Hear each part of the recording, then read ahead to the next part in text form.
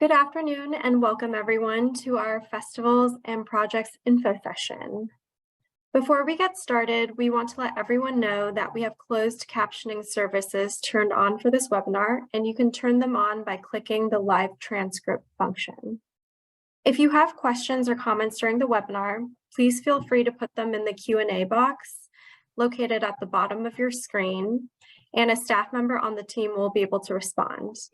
We will also be able to address questions towards the end. This Festivals and Projects info session has a live captioner via the service provider Partners Interpreting. You can see the captions on your screen by clicking the CC button in the Zoom toolbar. Captions are also visible in a separate window via the stream text URL. This info session is also providing American Sign Language interpretation. We will be spotlighting the interpreter along with our speakers. On your Zoom, to ensure you're able to see the ASL interpreter, use the pin feature, which opens when you double-click on the participant. To better introduce myself, my name is Timothy Pham, and I am a program officer with the Community Initiative team at the Mass Cultural Council.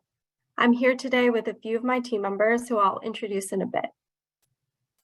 Today, I'm calling in from East Somerville, Massachusetts, and I'm a Vietnamese American woman with straight long brown hair, medium tan skin, and a white blouse. And my pronouns are she and hers.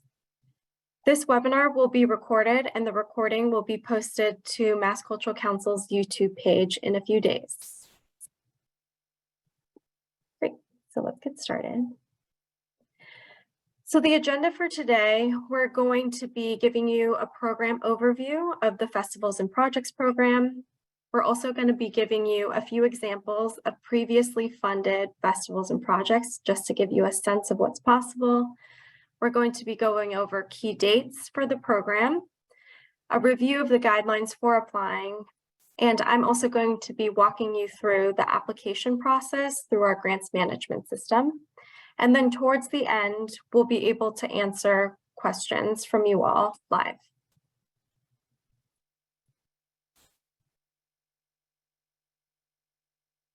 So I've already introduced myself, and I wanted to throw it over to my team member, Kaylin, to introduce herself.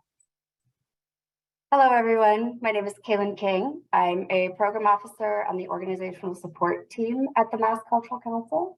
I manage the Festivals and Projects program along with Timothea. I am a 30-something white woman with shoulder-length blonde hair and a teal sweater. My pronouns are she, her. Thanks, Kaylin. And I also wanted to introduce the rest of our team. We have Hanako Bray and Jay Wong, who are also program officers with the Community Initiative team. They're also going to be helping out with this webinar, but also helping out with the program in general. We also have Karin Broom, who is our live captioner, and Carrie Joyce, who is our ASL interpreter. So thank you to you both for being here as well. So to give you a little bit of an overview of the program, Festivals and Projects provides one-year grants to support organizations with activities incorporating the arts, humanities, or sciences that provide community and/or public benefit. Eligible programs will include projects, festivals, and/or activities that are publicly available between July 1st, 2023 and June 30th, 2024. So the applications are open now and they are closed on June 8th. So you might be asking yourself, why is the timeline a little bit different this year? We wanted to provide people with as much time as possible to plan their events, festivals, and activities. And due to our budget cycle, this was the earliest we could roll out the cycle for FY24. I'll also be able to address more timeline questions later when I go over that in more detail. So what are some examples of some festivals and projects that we funded? So last cycle, we awarded $1.85 million to 740 cultural festivals and projects last year, which is so exciting to be able to fund all eligible festivals and projects. So a few examples include the Puerto Rican Festival. We funded them for their July 2022 festival. Nantucket Gay Pride Festival, which is going to be happening in June 2023. The Sharon Cultural Council is doing their own Welcome to Sharon Town mural. So this is just an example of a cultural council who is doing their own council-originated program. And we have Speak Out TV, which is an archival digitization project and event. And Speak Out TV was produced as a Boston Cable program focused on interviews of local LGBTQ+ people, news, and call-in Q&A sessions. And the project actually focuses on digitizing the VHS tapes, which would save important history for the community and which could be used for entertainment and research purposes. And they would be presenting this project as a public event to share these excerpts and to discuss the historical context of the material. Just to give you an example of a different type of project that we've seen. A few more include writing therapy for adult day health sites, and that is produced by the Center for Human Development, Inc. in the Springfield area. We have First Day Hikes Cape Cod, which is produced by the Barnstable Land Trust. And that is an example of a sciences-focused project, and it features a regional collaboration representing 10 nonprofit conservation and environmental organizations, and it encourages all people to get outdoors and to connect to the land in new ways through free guided walks and special activities as they explore Cape Cod's parks, trails, and natural resources on the first day of the new year. We've been getting a lot of questions about what do science projects look like, and that is an example. We also have the audio book of Donald Platt reading from Swansdown from Grid Books, Inc. And the Newton Cultural Alliance also applied for Allen Center Outdoors, which is for a small modular stage for the West Newton area, which would provide public programming for the community as well. So those are just a few examples, and you can find more examples in the link that Hanako just put in the chat, so thank you. So now going over key dates, on April 25th, the application opened. In May, we're going to be having our info sessions, our office hours, and individual support that's going to be available. On June 8th, the application closes. And in early September of this year, applicants will be notified whether they received the grant or not. And from mid to late September, contracts will be sent, and July 18th of 2024 is when the final report will be due.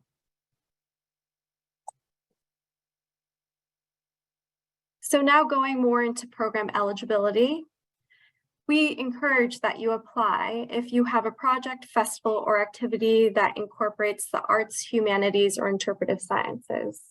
So a little bit of a change this year, as opposed to last cycle.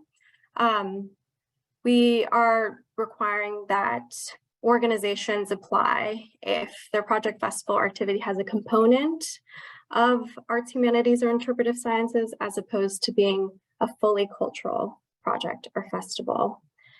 And another eligibility point would be if your project or festival or activity is intended for and promoted to members of the general public or intentionally serves portions of the general public requiring specific accommodations. And so you're probably asking, what does that actually mean? Festivals and projects grants are intended to support activities that contribute to the cultural vitality of the community rather than benefiting any private, individual, or group. However, this doesn't mean that a large crowd of people needs to participate to satisfy the publicly available requirement. Funded activities should be available to the public or community by exhibit, performance, demonstration, reading, or other means. And examples would include projects that serve seniors in care centers, incarcerated individuals, persons with disabilities, persons in recovery programs. So basically, university students, K through 12 groups, donors, members, or other limited audiences are not considered specific portions of the general public. Again, projects benefiting any private, individual, group are ineligible. And then one more eligibility point on this page, it needs to have a majority of its publicly available activity taking place between July 1st, 2023 to June 30th of 2024.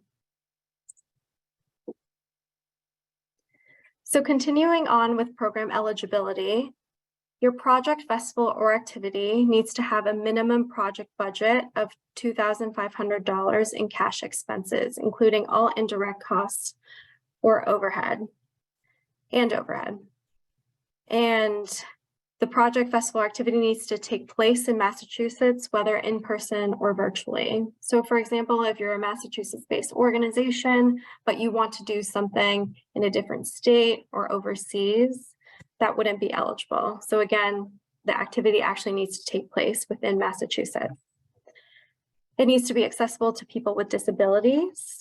And if you have questions about accessibility specifically, we encourage you to review our agency's access policy. A link will be dropped in the chat, and we would encourage that you get in touch with our colleague, Charles Baldwin, who is our Access and Inclusion Officer here at Mass Cultural, and you could reach him at charles.baldwin@mass.gov. And we encourage you to apply if your project does not have the effect of advancing religion. We do accept applications from religious organizations doing primarily cultural events such as concert series. That's something that we saw a lot last year. That would be fine, but again, does not have the primary effect of advancing religion. And it is not an event for a political candidate running for office.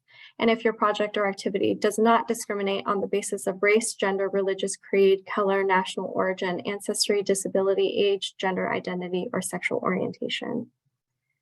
So right now, I'm going to pass it over to my colleague, Keelan, to talk about applicant eligibility. Hi, everyone. So who can apply? This is a program first for organizations and not for individuals.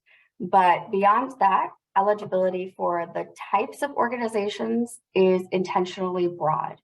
It includes tribes or Native American, Indigenous, or urban Indian organizations. It includes organizations incorporated in Massachusetts, including nonprofit organizations and for-profit corporations. It includes Massachusetts municipal entities, so towns themselves, town departments, local cultural councils, and it includes unincorporated organizations that conduct the majority of their programming in Massachusetts and have a fiscal agent and a Massachusetts address.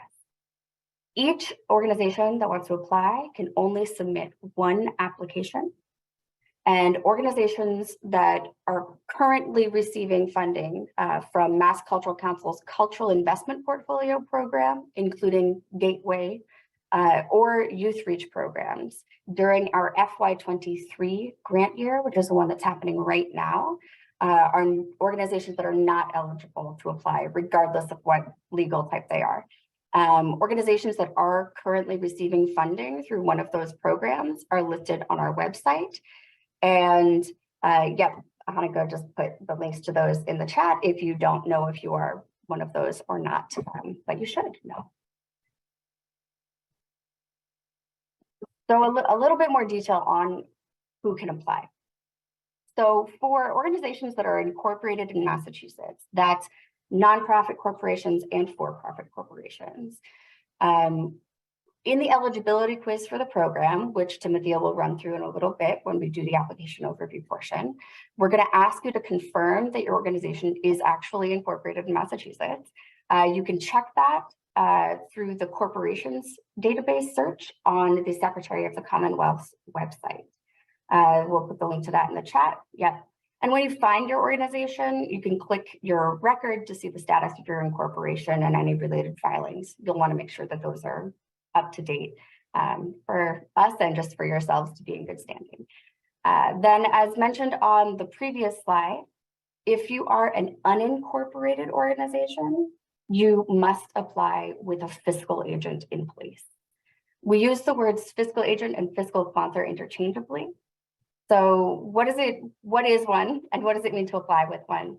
A fiscal agent is a nonprofit, or for the purpose of this application, a municipal organization that agrees to act as the legal and contractual representative of your unincorporated organization.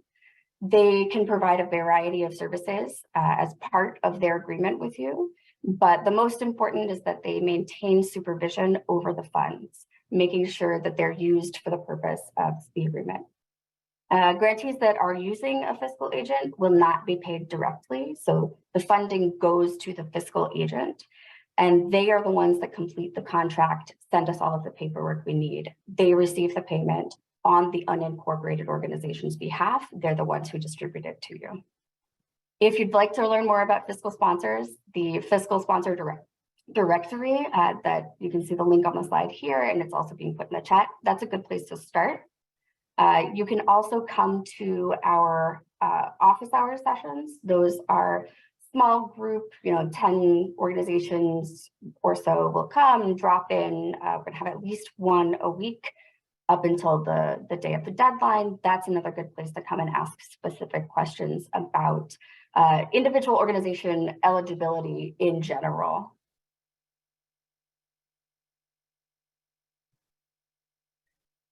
So next, what the review process looks like. You've got an eligible project, Timothy went through that. You're an eligible type of organization, hooray.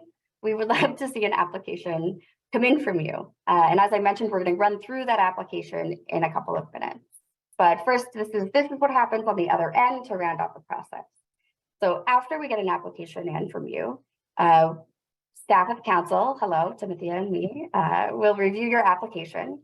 And we will reach out to you through the grants management system if we have any questions about your application or need you to make any edits or changes, if we need you to make revisions. So we'll get in touch with you. Then depending on how many applications come in, there may be a second part of the process where funding prioritization points are applied and a geographic distribution overlay comes into play. So that's only going to happen if we receive more applications than we are eligible to fund. Last round in FY23, we were able to fund all eligible applications, but there's no guarantee that we're going to be able to do that again for FY24. So the funding prioritizations, Mass Cultural Council envisions a diverse, creative, and cultural sector that's valued as essential in the Commonwealth. And to that end, the priorities that have been established support programmatic practices that advance equity, diversity, and inclusion through our services to the sector. So those specifically are, and big note up at the top of the slide, these are not eligibility requirements. These are funding priorities that are only going to come into play if we receive more applications than we can fund.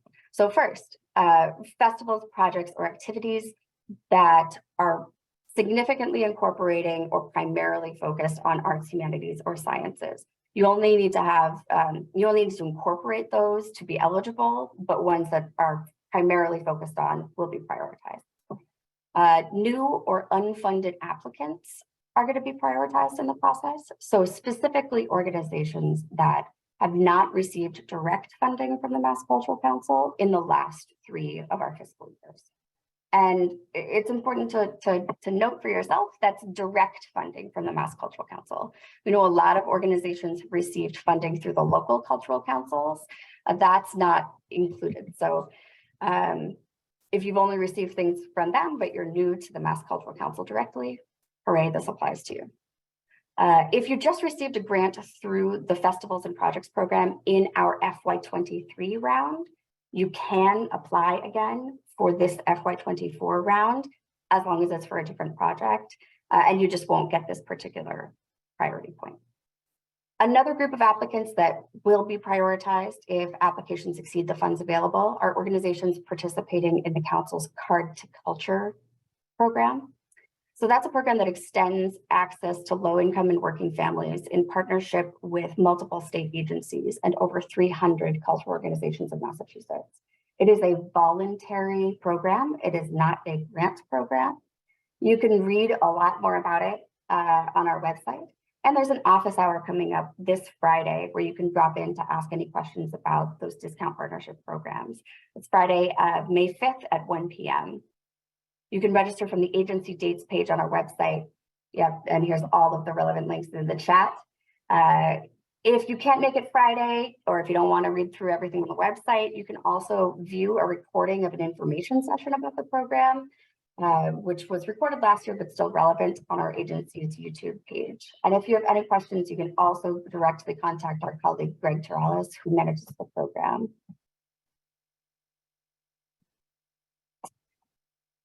The last couple of funding prioritization points that may come into play are festivals, projects, and activities that are free to the public, and historically under-resourced communities, which includes BIPOC-centered organizations and projects happening in under-resourced cities and towns. So applicants that are wishing to make this BIPOC-centered organization identification will need to fill out a form in the grants management system. You can read more about that definition on our website, and we are also doing an office hour session on it where you can specifically ask questions about that definition and the form later in May. You can access registration for that also on our agency dates page. Festivals, projects, and activities that are happening in under-resourced cities and towns are also going to be prioritized, and those are also listed on our website.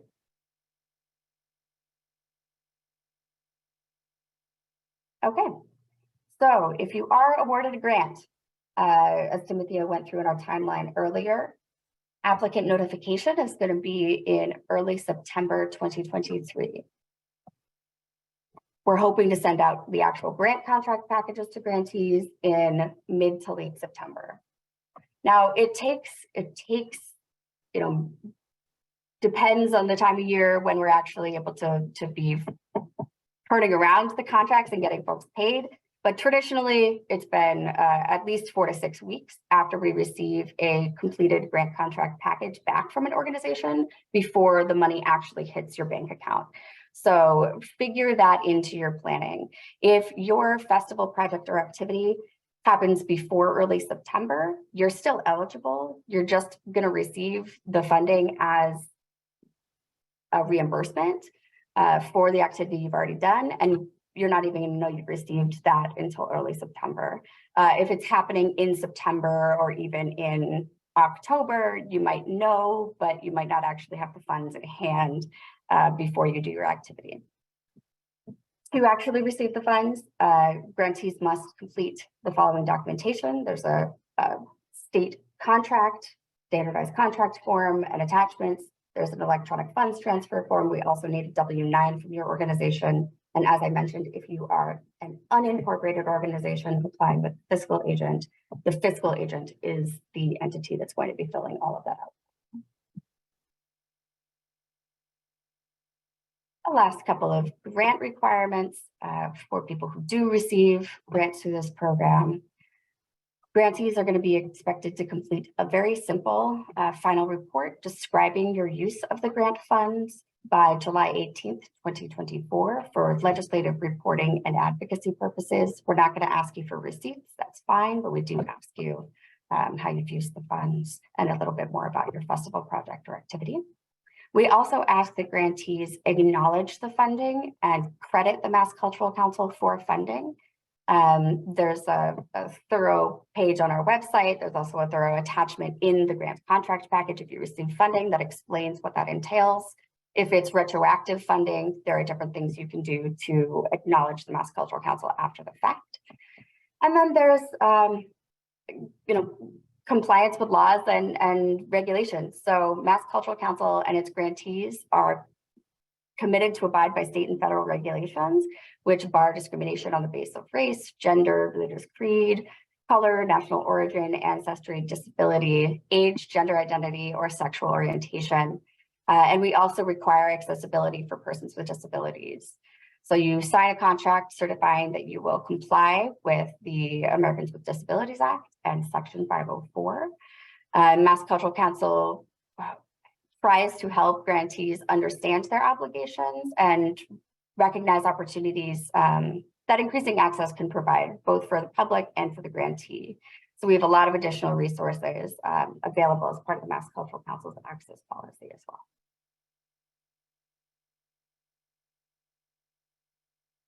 I'm going to throw it right back to Timothea to walk through the actual application. Thank you, Kaylin. So again, going to be walking you all through the application process. So first taking you to the login page through that link, massculturalcouncil.smartsimple.com. Then registering as an organization, what does that look like on the system? Going through the home page just to show you where you would find the opportunity, and then I will be walking you through the application. So I'm going to be sharing my screen.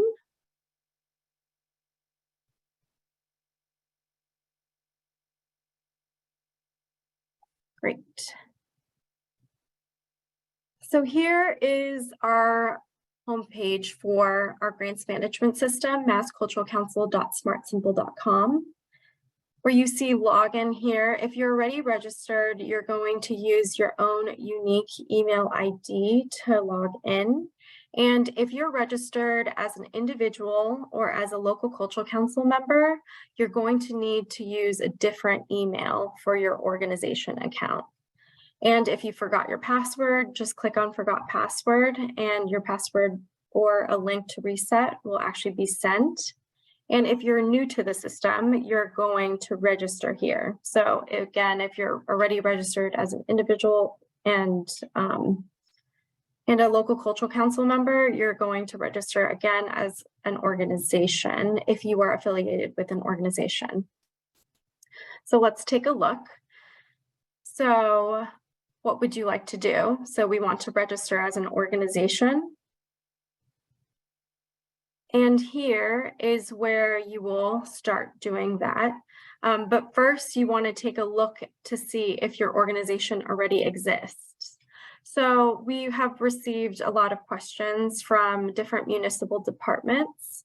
And basically, your organization name, your parent organization would already be in here. So example, if you're part of Parks and Rec for the city of Chelsea, your parent organization would be the city of Chelsea, again, as an example. And this is where your contact information will go, your first name, your last name, title if you would like to put that, your email address, and your phone number. Check this if you are an executive director or equivalent, and check this if you are the accessibility coordinator. And then if you agree, and once you read the terms and conditions, click this I agree box, and then click sign me up for Mass Cultural Council's monthly e-newsletter if you would like. And then you would click submit. So if your organization does not exist in the system already, you're going to register your organization manually using this form. So again, going through a little bit of a process. Is your organization a for-profit entity, such as a business corporation or LLC? If it is, click yes. If it isn't, click no. And this is where you're going to be manually inputting your organization information. So just a little bit, just read this. If the organization is incorporated as a nonprofit corporation, enter the legal name as registered with the corporation's division of the Massachusetts Secretary of the Commonwealth and as listed in the SOC corporate database. So again, look that up, enter your information here, and this is where your federal tax ID number is going to go. You can click your legal status. So again, we have a number of different options. Unincorporated with nonprofit purpose, for-profit organization, federal government, state government, for example. So click whichever best suits your organization. And then does your organization operate under a parent organization? So for example, a museum at a university, parks department of a city or town, just as I described before, Massachusetts branch of a national organization. And then you're also going to put your contact information again here. Executive director equivalent, accessibility coordinator, again, terms and conditions, sign me up, and then submit. So right now we've gone through a little bit of the registration process, but if you do need any help doing that, our team, we are more than happy to, schedule a one-on-one with you, come to our office hours. We can definitely help you register as well, if that's something that you need help with. So going back to the login page, we're going to log in as an organization. Great. So this is what you will see on your homepage if you are an organization. So you have your current opportunities and you have your organizational profile here. So before you get started, I would highly recommend you go into your organization profile and make sure everything is updated, including your website, your social media, just so it prevents or it helps us down the line, just mitigate the work. And so now we're going to go look at current opportunities. So we have 3 currently right now. And I wanted to kind of talk about these first 2. They're very important. If it does apply to you, I would highly recommend you apply. So our BIPOC-centered organization self-identification application and our card to culture application. And Kaylin mentioned both of these before as she was discussing applicant eligibility. So again, please check that out, and just wanted to plug the webinar happening this Friday as well. So festivals and projects, that's the opportunity that we're talking about today. So I would click apply now. And this is the eligibility quiz that you'll see before you actually start the application. So right now, we've also received a lot of questions from unincorporated groups with a nonprofit objective. So that's the type of application I'm going to be showing you all today. So I'm going to be clicking unincorporated organization.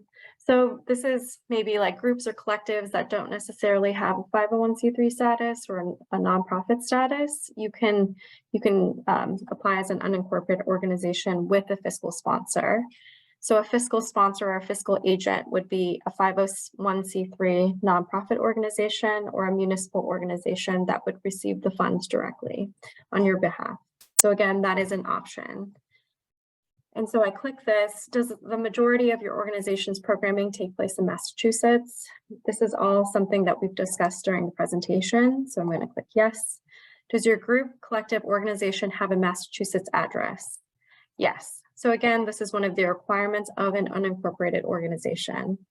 Does your organization have a fiscal agent who will act as your legal and contractual representative for the purpose of receiving this grant? Yes.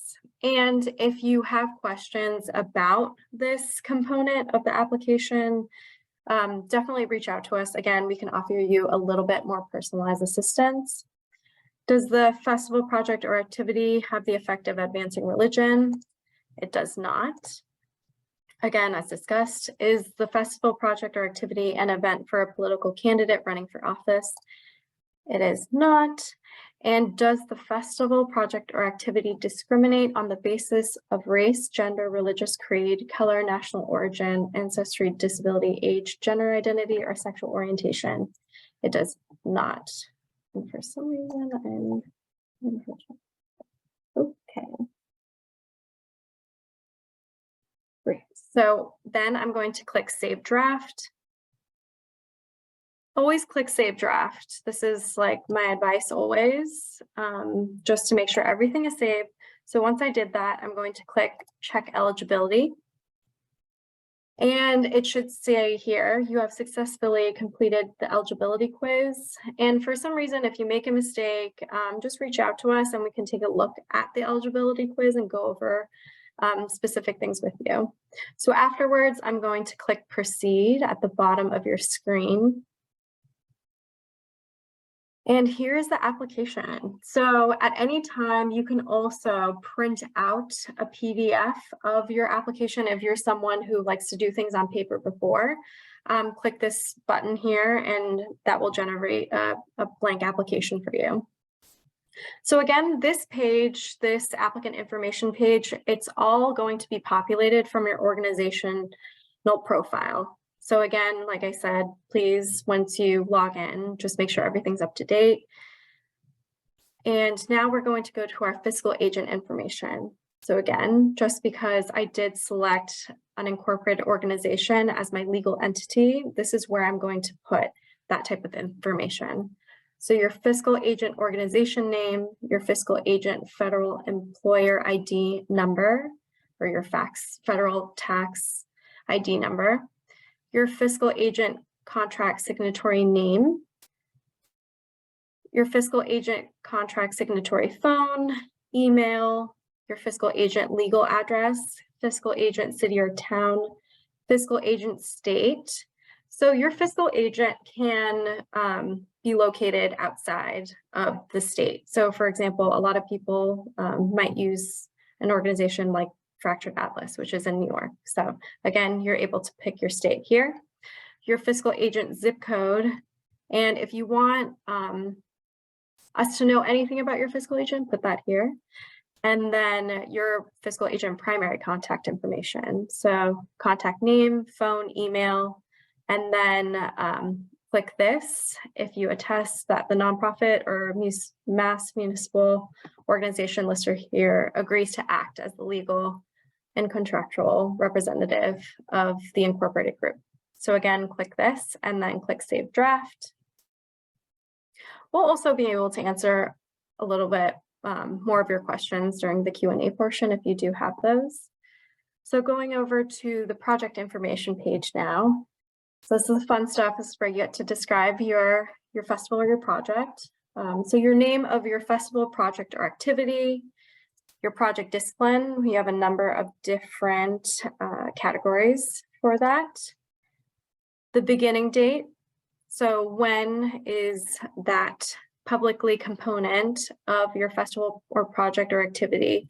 When will it start? So click on this calendar icon here, and let's just say it starts in September. So you'll click here. And then if it ends, at the end of the month, September, let's just do the 29th.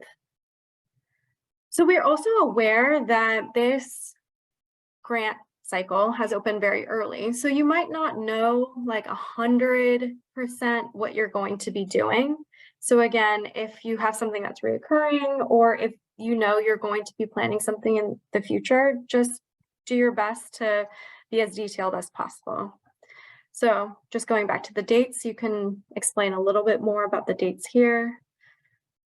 Here is a sentence that's going to appear in your contract. So you want the sentence to start with 4 or 2 and then end with the period.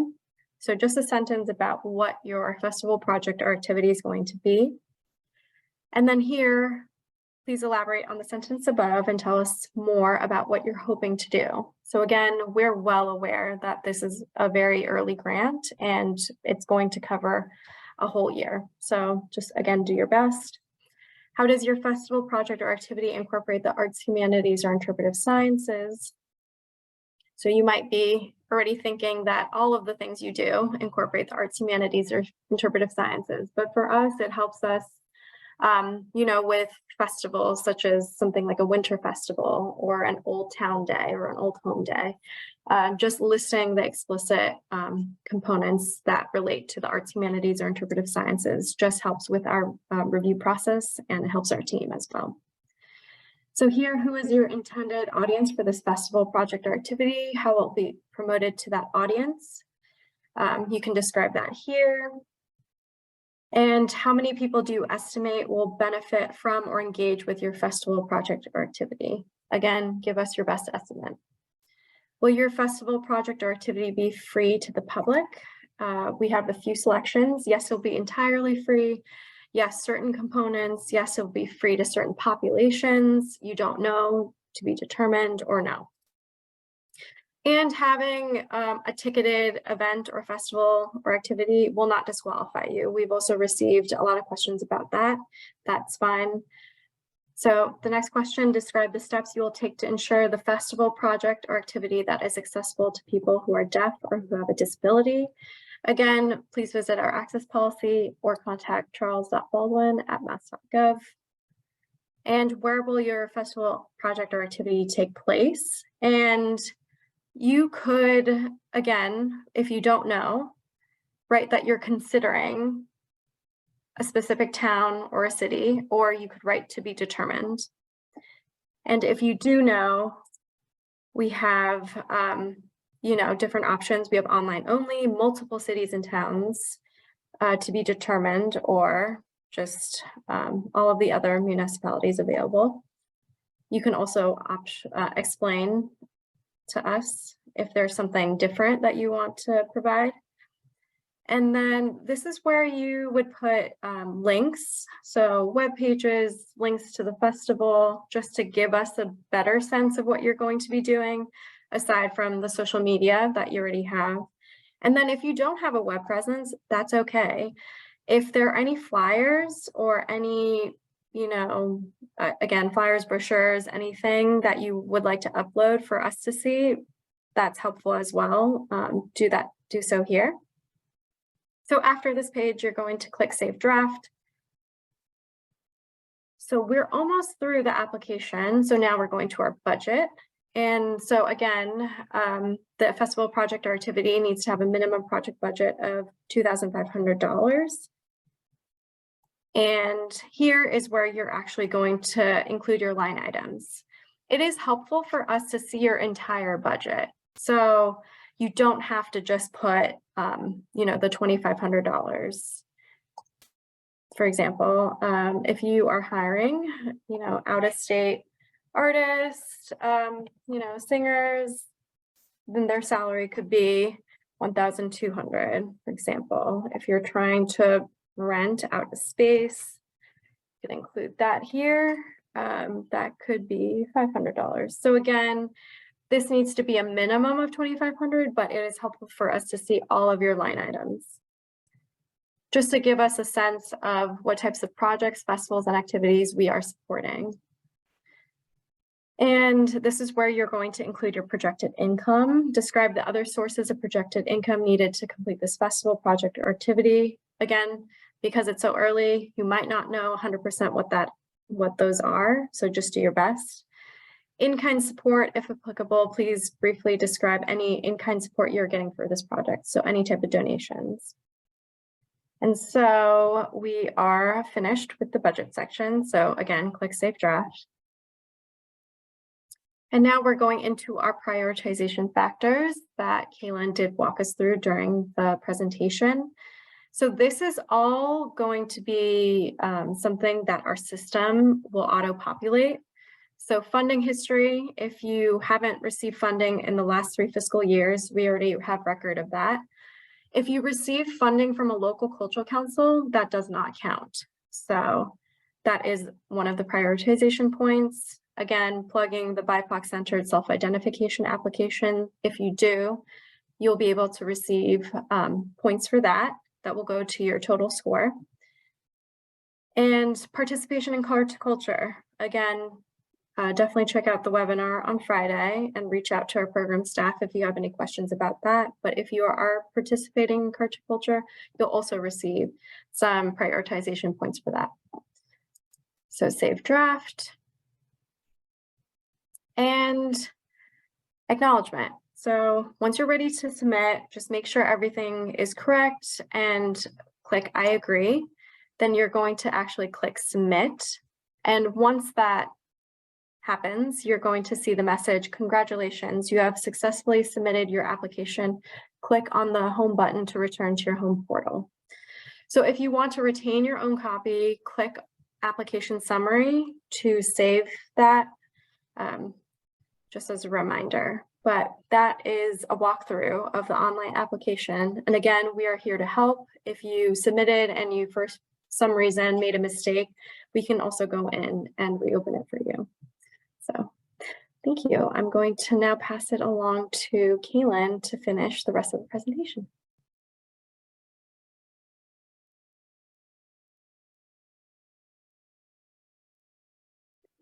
And hello, I'm just elaborating on what Timothy was saying at the end, which is we are here to help you.